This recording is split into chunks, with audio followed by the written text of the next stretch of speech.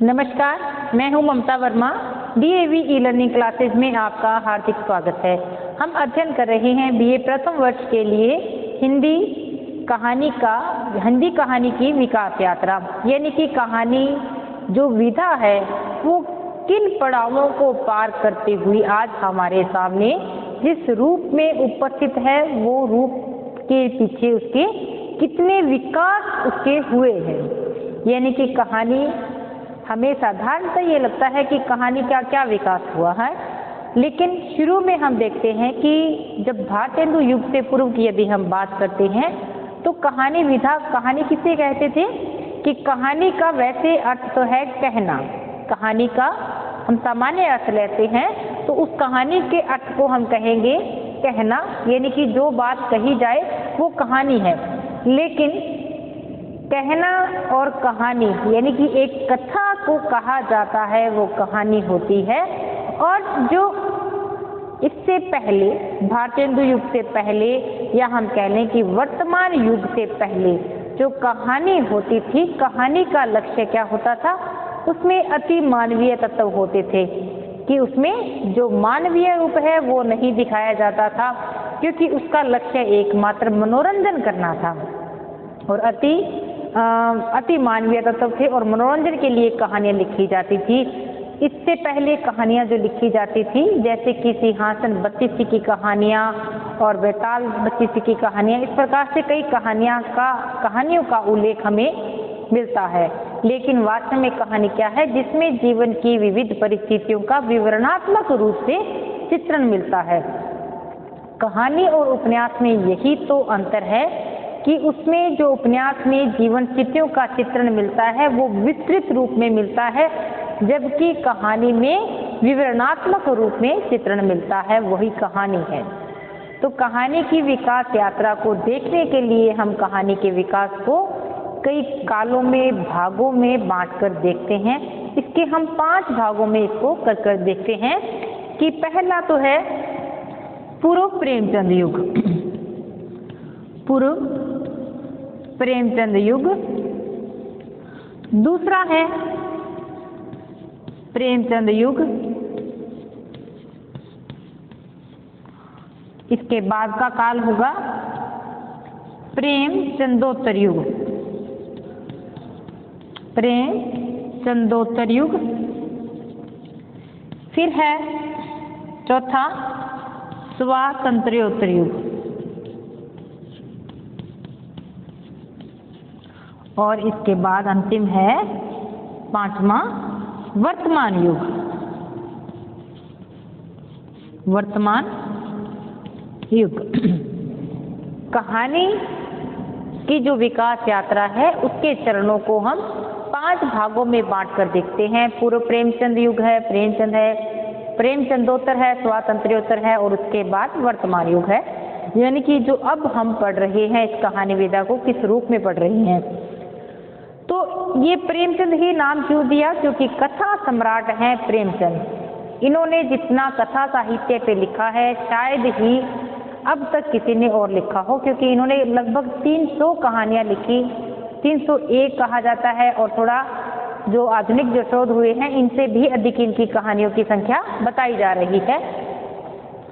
तो प्रेमचंद युग को ही, प्रेमचंद को ही आधार मानकर इनसे पहले जो कहानियां लिखी गई, इनसे बाद में जो कहानियां लिखी गई और फिर स्वतंत्रता के बाद में और जो अब वर्तमान जो युग चल रहा है उसमें जो कहानियां लिखी गई, ये है कहानी की विकास यात्रा।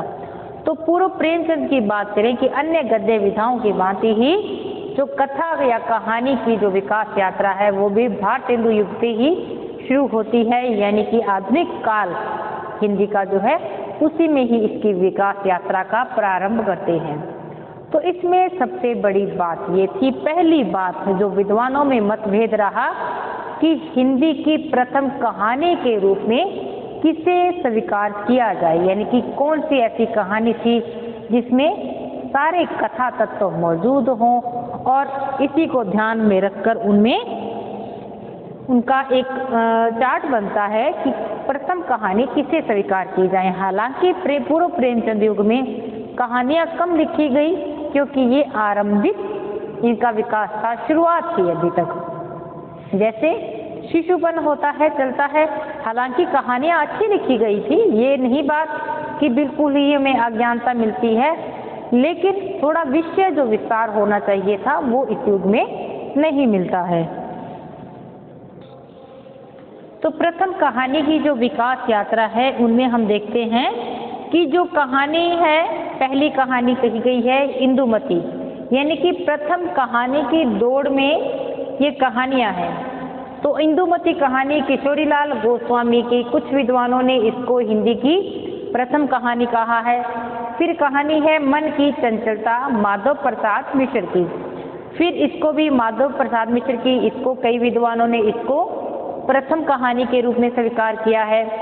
फिर है प्लेग की चुड़ैल, लाला भगवान दिन की, कुछ विद्वान कहते हैं कि ये हिंदी की प्रथम कहानी है।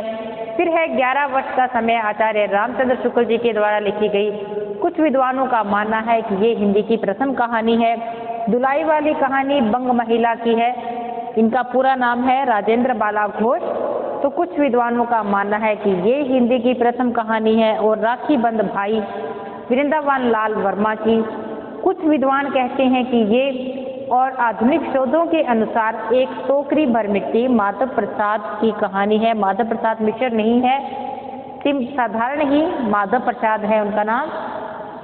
उनकी कहानी को भी कुछ विद्वान प्रथम कहानी के रूप में स्वीकार करते हैं। ये चल रहा है हमारा पूर्व प्रेमचंद युग। पूर्व प्रेमचंद की बात आती है तो प्रथम कहानी की दौड़ में कहानियों के नाम लिखने हैं, और इतनी परिपक्व नहीं थी इस युग में कहानियां हालांकि।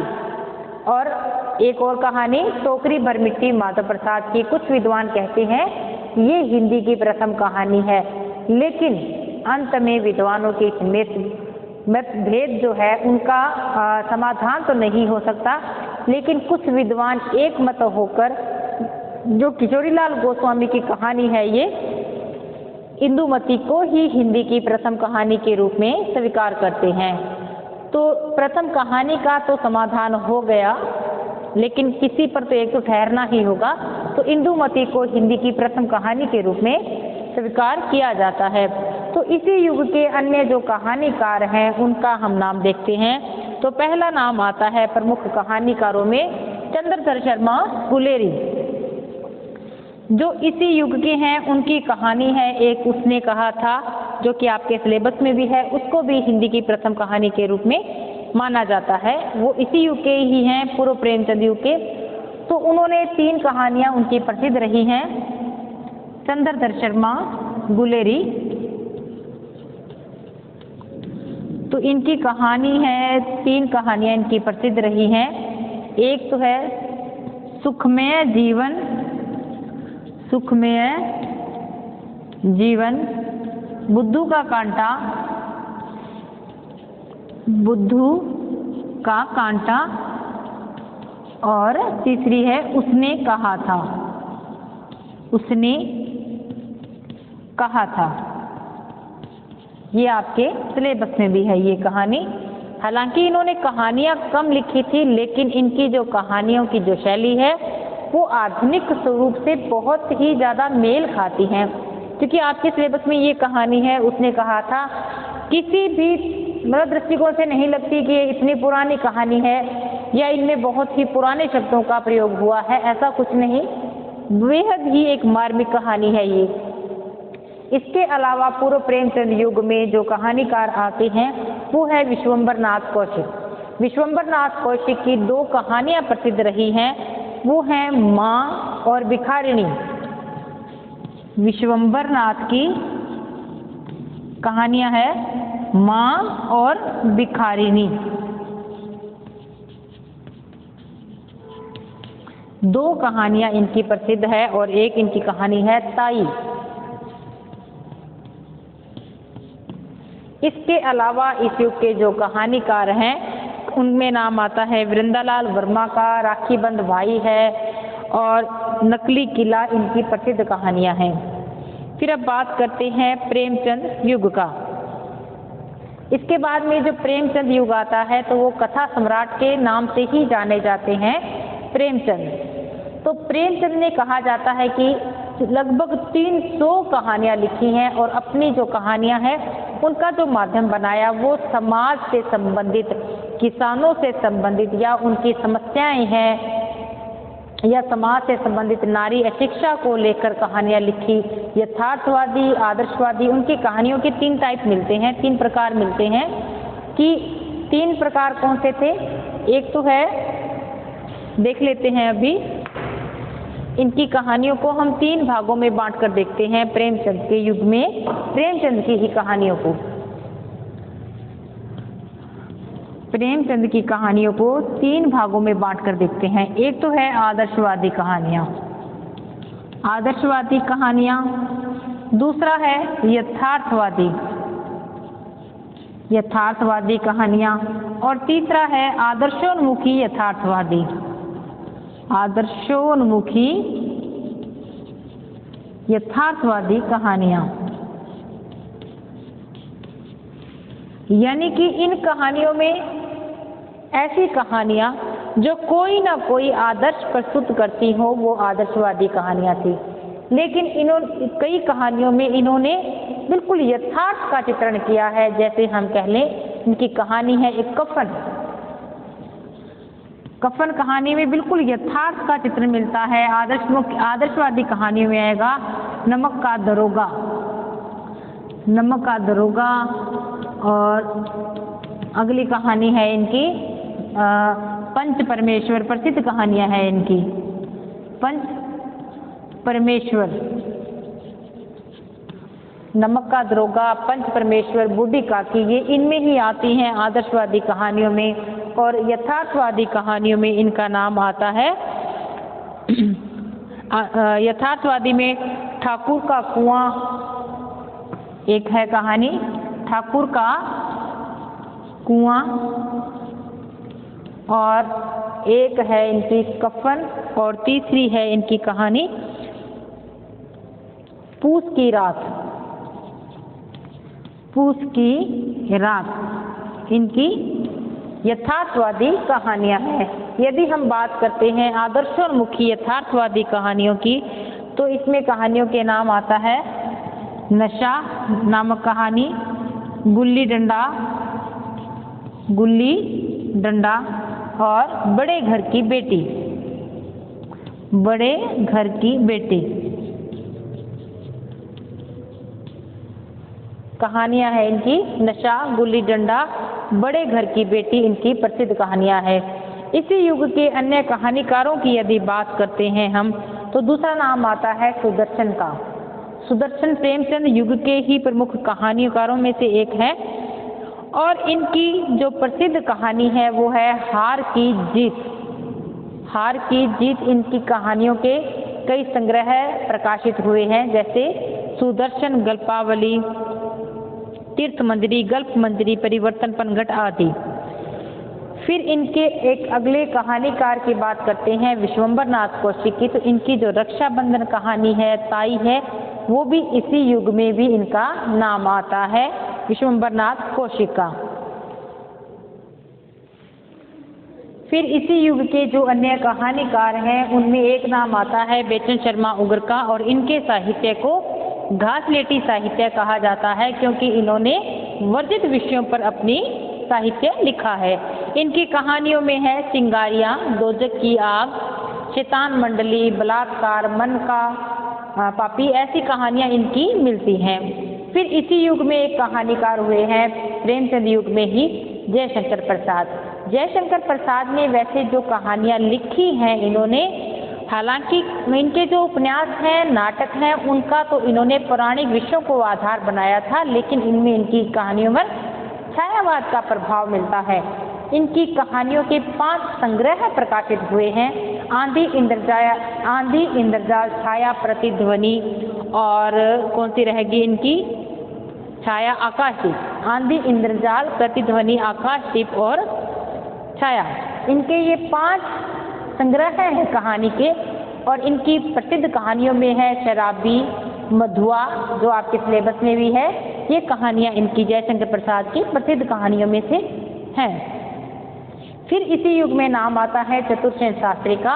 जो कि जो ऐतिहासिक विषयों को लेकर इन्होंने कहानियाँ लिखी हैं, जैसे अम्बापालिका, भिक्षुराज जैसी कहानियाँ इन्होंने अपने लिखी हैं।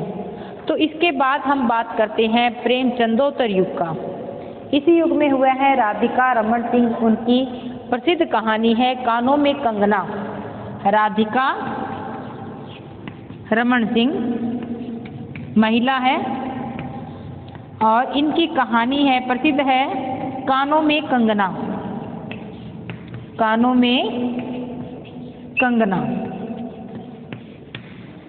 ये तो बात रही प्रेमचंद युग की। इसके बाद में प्रेमचंद के बाद में जो कहानियाँ लिखी गई थी उनमें थोड़ा विषय विस्तार बढ़ गया, क्योंकि प्रेमचंद की मृत्यु के पश्चात कहानी का जो, या हम कह लें साहित्य का जो विकास है, अचानक से एक नया रुख लेता है और कहानियों की जो दिशा है वो परिवर्तित हो गई। जैसे जिस परिपाटी से चलती आ रही थी अभी कहानियाँ, वो उस परिपाटी से थोड़ा हट गई और इस युग में कहानियों का जो क्षेत्र है प्रेमचंदोत्तर युग में बढ़ गया। तो इसमें प्रगतिवादी विचारधारा से संबंधित कहानियाँ लिखी गई। कौन सा युग है ये? प्रेमचंदोत्तर युग।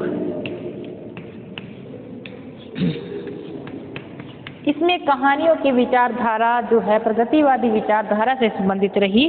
तो इसमें मनोविश्लेषणवाद से संबंधित कहानियाँ लिखी गई। मनोविश्लेषणवाद से, ठीक है।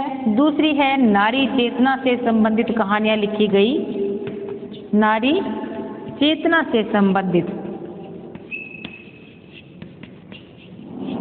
और तीसरा प्रकार है इनकी कहानियों का कि देश प्रेम व राष्ट्र चेतना से संबंधित कहानियाँ लिखी गई। देश प्रेम से संबंधित कहानियाँ इस युग में लिखी गई। अगर कहानीकारों की बात करते हैं तो इसमें जो प्रमुख कहानीकार हैं वो है जैनेंद्र, जिन्होंने मनोविश्लेषणात्मक कहानियाँ लिखी हैं और गांधीवादी विचारधारा के ये लेखक माने जाते हैं। और इनकी कहानियों को भी हम 4 भागों में बांटकर देख सकते हैं। जैसे इन्होंने अति मानवीय क्षेत्र के अति मानवीय रूप की जो कहानियाँ लिखी हैं, या हम कह लें कि बाल मनोविज्ञान से संबंधित, या हम कह लें कि पशु पक्षियों से संबंधित या मनोविज्ञान से संबंधित कहानियाँ इन्होंने लिखी हैं। तो अति मानवीय रूप में इनकी कहानी मिलती है जैनेंद्र की। कौन सी है? अति मानवीय रूप में कहानी है इनकी नीलम देश की राजकन्या। नीलम देश की राजकन्या इनकी कहानी मिलती है, नीलम देश की राजकन्या। फिर है पशु पक्षियों से संबंधित इन्होंने कहानियाँ लिखी थी। पशु पक्षियों से संबंधित कहानियाँ लिखी हैं जैनेंद्र ने। कौन सी है? एक गो तत्सत, वह बेचारा सांप, वह बेचारा सांप। फिर है बाल मनोविज्ञान से जो इन्होंने कहानियाँ लिखी थी, बाल मनोविज्ञान से, वो है कहानी इनकी। बाल मनोविज्ञान से संबंधित कहानी है इनकी प्रसिद्ध जो रही हैं। एक तो है खेल कहानी और है पाजेब। फिर हम बात करते हैं मनोविज्ञान से संबंधित, केवल मनोविज्ञान से संबंधित जो इन्होंने कहानियाँ लिखी हैं वो है इनकी प्रसिद्ध कहानी है पत्नी। पत्नी कहानी इनकी बेहद प्रसिद्ध रही है। इनमें भी जो खेल और पाजेब और पत्नी, ये 3 कहानियाँ इनकी बेहद ही प्रसिद्ध कहानियाँ रही हैं। इसके अलावा इसी युग के एक अन्य कहानीकार हैं यशपाल। प्रेमचंदोत्तर युग में कहानीकार हैं यशपाल। तो इन्होंने वैसे तो राजनीतिक विषयों को आधार बनाकर खूब कहानियाँ लिखी हैं। राजनीतिक विषयों को ये यथार्थवादी या गांधीवादी दर्शन के कहानीकार माने जाते हैं। इसके अलावा ये प्रगतिवादी विचारक हैं। यशपाल की हम एक शब्दों में बात करें तो ये प्रगतिवादी कहानीकार हैं। प्रगतिवादी हैं। और इनकी कहानी है यशपाल की ज्ञानदान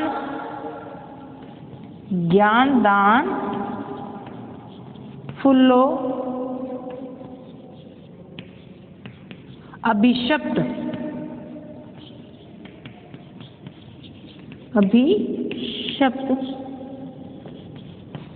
ज्ञानदान फूलो अभिशप्त, तर्क का तूफान आदि।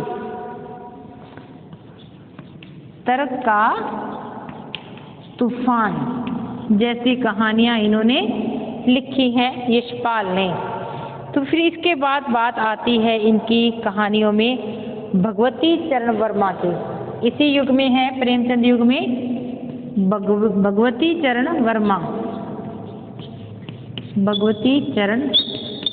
वर्मा। इनकी कहानी है मुगलों ने सल्तनत बख्श दी और 2 बांके। मुगलों ने सल्तनत बख्श दी और 2 बांके इनकी प्रसिद्ध कहानियां हैं। फिर है जो मनोविश्लेषणात्मक कहानियां इस युग में लिखी गई थी और इनमें जो नाम आता है मुख्य इसी युग में ही इलाचंद्र जोशी का नाम आता है, जो मनोविश्लेषणात्मक कहानी के लिए जाने जाते हैं। और इनकी कहानी है रोगी मिस्त्री की बीवी, और एक आधी इनकी कहानियां और हैं, जैसे डायरी के नीरस रस, खंडहर की आत्माएं इनकी प्रसिद्ध कहानियां हैं। अब बात करते हैं हम जो कहानियां हैं स्वातंत्र्योत्तर युग, स्वतंत्रता से पहले की ही बात चल रही है। इसी युग में एक कहानीकार और हैं अमृतलाल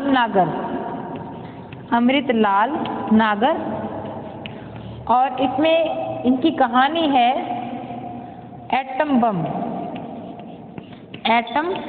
बम इनकी कहानी है, जो कि द्वितीय विश्व युद्ध पर जो हिरोशिमा नागासाकी वाला जो युद्ध था, परमाणु बम पर इनकी कहानियां लिखी हैं, जो कि स्वतंत्रता से पूर्व की कहानियां हैं। अब हम बात करते हैं जो कहानियां लिखी गई थी स्वतंत्रता के बाद में उन कहानियों की।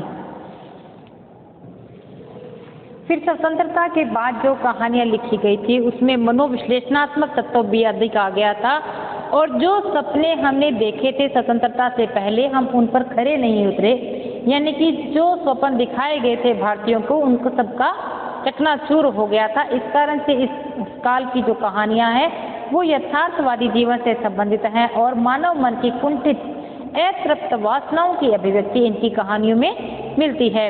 इनमें जो प्रमुख नाम आता है मनोविज्ञान से संबंधित जो कहानियां लिखी गई थी उनमें मुख्य नाम है सच्चिदानंद वात्स्यायन अगे का।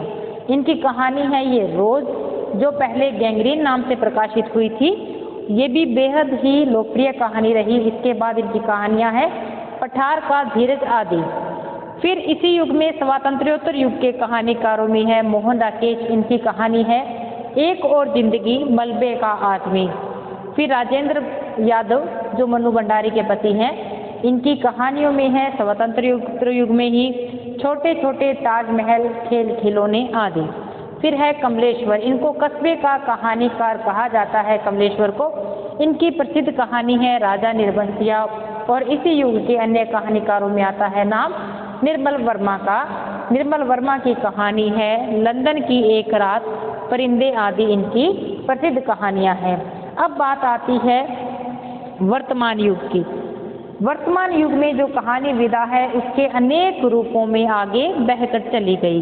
जैसे इस युग में सहज कहानी आंदोलन चल पड़ा, कहानी आंदोलन चल पड़ा, समांतर कहानी आंदोलन चल पड़ा। कहानी यानी कि जो विदेशों की जो कहानियां हैं एंटी स्टोरी, उसी का ही हिंदी रूपांतरण किया गया और कहानी आंदोलन चल पड़ा। वैसे ही सहज कहानी आंदोलन चला।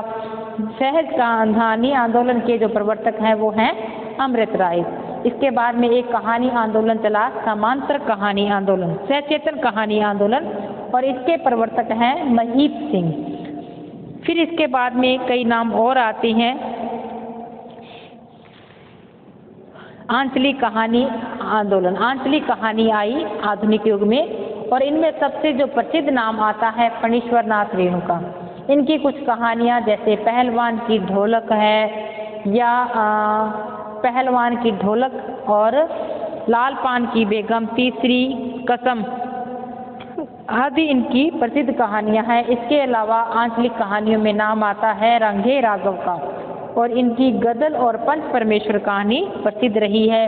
इसके अलावा नाम है आंचलिक कहानियों में मार्कंडे का। मार्कंडे इनकी कहानी है। गुलरा के बाबा और हंसा दाई अकेला इनकी प्रसिद्ध कहानियां हैं। फिर इसी युग में कुछ महिला लेखिकाएं भी आईं, जैसे उषा प्रियमदा है।